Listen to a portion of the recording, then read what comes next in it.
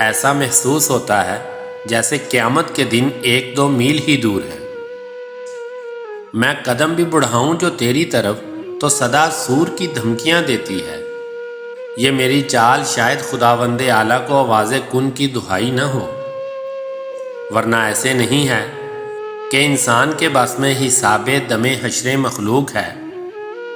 میں خطاب بھی کروں تو اداسی جواباً مجھے تورے سینہ سے ملواتی ہے۔ یعنی کوئی عبادت کا امکان نہیں ہے کہ جس کے سبب میری تکمیل ہو۔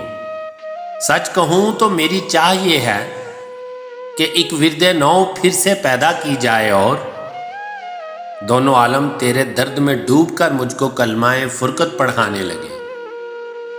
کیا خبر تجھ کو کتنے فرشتے اداسی کے بے سود مجھ سے رہا ہوتے ہیں۔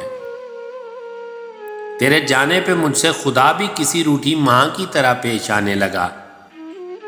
گویا بچے کو یہ بھی اجازت نہیں ہے کہ ماں کی جبیں چوم کر سہم جائے، ورنہ ایسا بھی کیا غم کہ نظر خدا بھی کسی غیر کی بھیک معلوم ہو۔ تو ہی بتلا کہ میں دکھ سناؤں کسے کہ میرا تو کوئی چارہ گر بھی نہیں۔ تیرے جانے سے سارے خدائی خسارے مجھے جانو دل سے بھلے ہیں، مگر